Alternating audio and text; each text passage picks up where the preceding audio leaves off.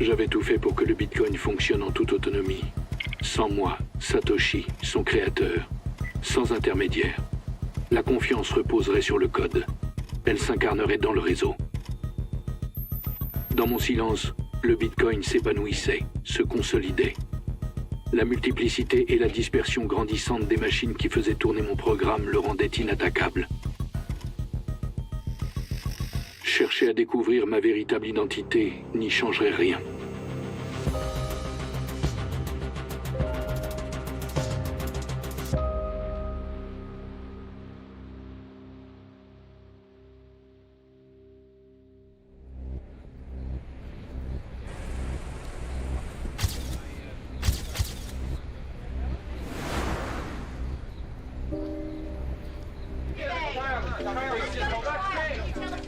Yes, I was around in those times, but I was very annoyed with the Newsweek research.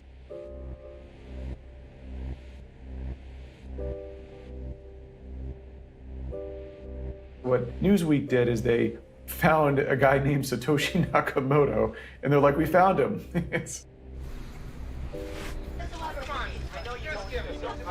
I'm not in Bitcoin. But your address in Bitcoin, I don't know anything about it.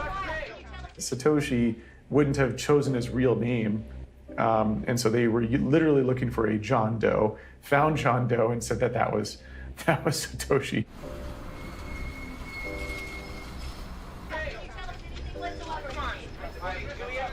It's very poor journalism because they went to his home, they kind of harassed this guy, and so he was put under the spotlight, and he was just a very quiet dude. He didn't really want to be found. So it was a very uncomfortable position for him and very unethical on Newsweek's part.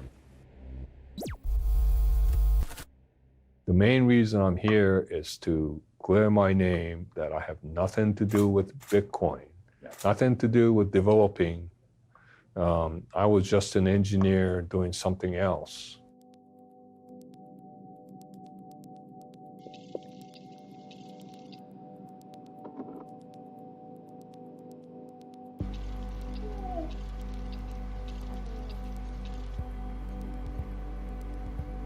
When the first transaction occurred, which was 9 days into the Bitcoin blockchain, Satoshi Nakamoto signed some amount of Bitcoin that they had mined and sent it to an address that we know belonged to Hal Finney, a computer scientist who was one of the first people interested in Bitcoin and communicating with Satoshi Nakamoto.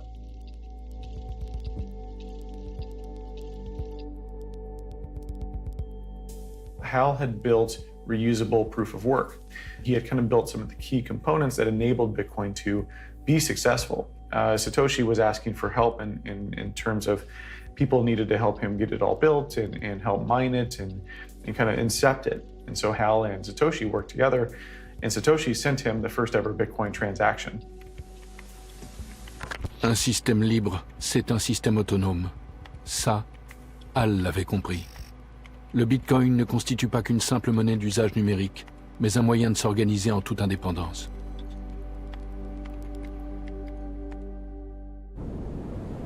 Il y a une intuition qui est révolutionnaire, c'est d'avoir décidé par un acte proprement souverain que on allait faire payer le coût d'entretien du système en le rémunérant avec la monnaie du système.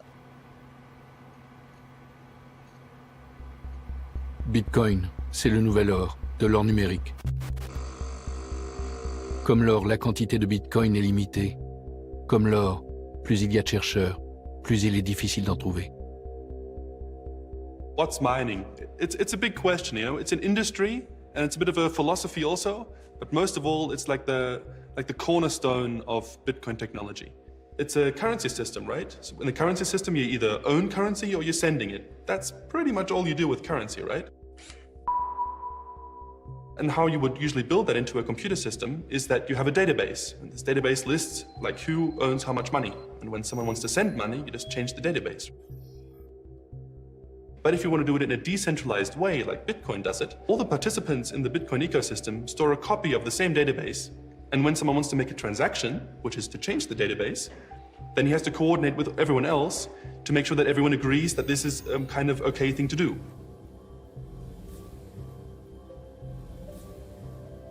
Il est plus difficile de pirater 20 000 ou 100 000 ordinateurs, si on veut modifier ce registre, que pirater un ordinateur bancaire.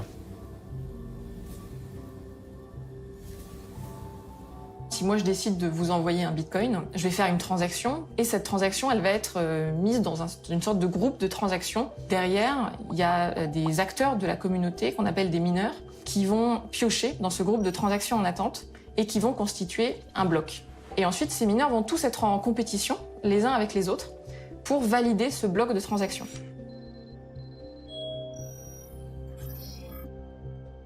The network kind of creates a very complex mathematical riddle that someone has to solve in order to progress the blockchain, to create a new block in the blockchain. Et on n'a pas d'autre choix que de tester toutes les combinaisons possibles. À pile ou face, ça veut dire sortir à peu près 90 fois pile de suite. Alors vous pouvez essayer, vous n'y arriverez pas de votre vie. Ça veut dire qu'il faut le faire des milliards de fois. Bon, ça ne veut pas dire que le problème soit compliqué, c'est que c'est onéreux en matériel et en énergie. Et il y en a un qui va réussir plus vite que les autres, qui va gagner cette compétition, qui va donc gagner des bitcoins, c'est comme ça qu'il est encouragé à faire ça. Et il va dire aux autres, voilà, regardez, j'ai réussi la compétition, les autres vont dire, ok, bravo, c'est toi qui valide le bloc, ce bloc va être ajouté au registre, et à ce moment-là, la transaction va être considérée comme validée, et donc vous aurez reçu le bitcoin que je vous ai envoyé.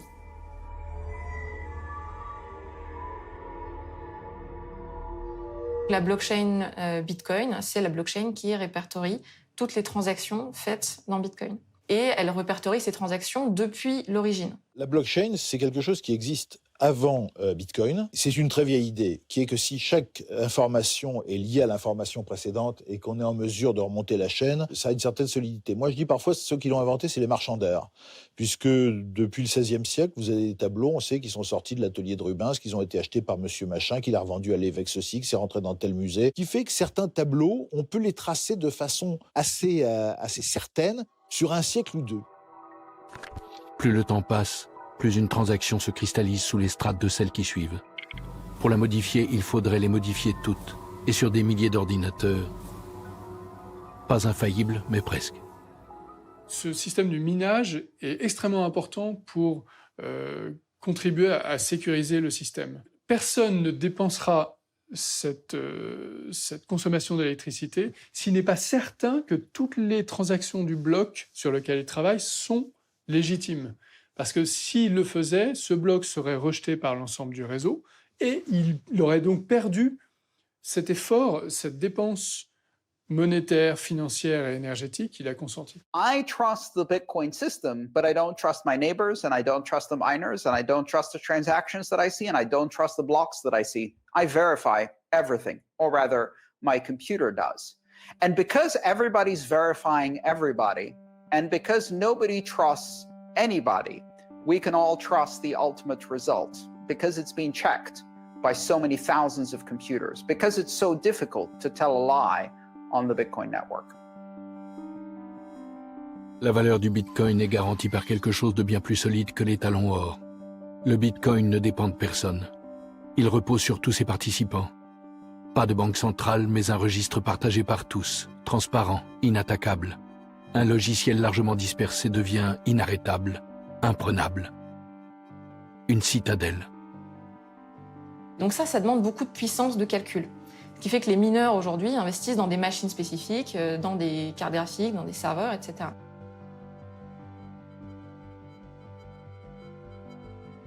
People are worried that Bitcoin mining is using too many natural resources and is polluting the environment disproportionately. Of course, they're right. Sure, it's using power, of course. It's not a free resource. But we have to see it not only as a cost, but we have to see it as an investment. We're let's say, spending all this power and energy on Bitcoin. What are we getting? People are not yet en masse seeing the, let's say, the kind of philosophy behind it, this cypherpunk kind of idea, you know? The idea of owning your data, the idea of being decentralized, being decoupled from the banks, to revolutionize our old systems and bring it back in the hands of the people. All these great ideas. People think that if you go like the cheap way and the easy way, then you'll use coal power. And if you invest more money and you do the more responsible thing, then you'll go for green power. And actually, coal power is not so cheap. which isn't so surprising, right? You have to dig it out of the ground, you have to burn it. Meanwhile, with renewable energies like hydropower and wind, you make a big infrastructure investment for a hydro dam, yes, sure, but then the power is free for hundreds of years. Défendre la vie privée a un coût, et ce coût est énorme. Les détracteurs des monnaies numériques font semblant de ne pas voir que la planète paie le prix du monde électronique. Nos actions virtuelles impriment sur le réel une marque indélébile, celle de la pollution numérique. Et je ne parle pas que de mon programme. Une part non négligeable de nos existences se déroule en ligne. Le Bitcoin est aussi utile, voire davantage que les réseaux sociaux ou les plateformes de streaming. Et il est là pour rester. Cherchons à l'améliorer.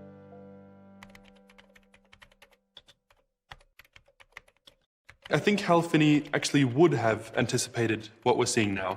And you can see in like those emails that are public, that were between him and Satoshi, talking about the carbon footprint, talking about more and more like miners kind of becoming professional miners. All of these things, I think, were talked about in the first days of Bitcoin being published. And it's just a mirror of how things actually happen.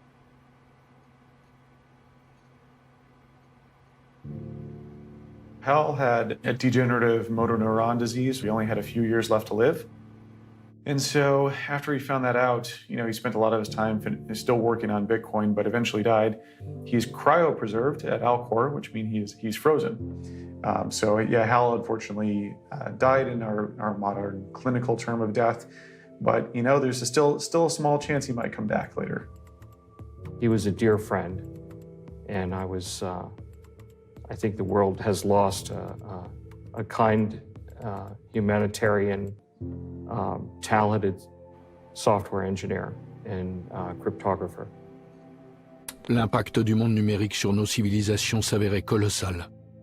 Nous vivions en direct l'avènement d'une société nouvelle, aux organisations différentes, qui aurait forcément besoin de sa monnaie, sans frontières, inarrêtable, autonome et donc libre, le Bitcoin. Une mécanique de précision à toute épreuve. Ah, juste un détail, comme l'or, le Bitcoin allait rendre les gens fous. So you're going to show me that Satoshi Nakamoto is you? Yes.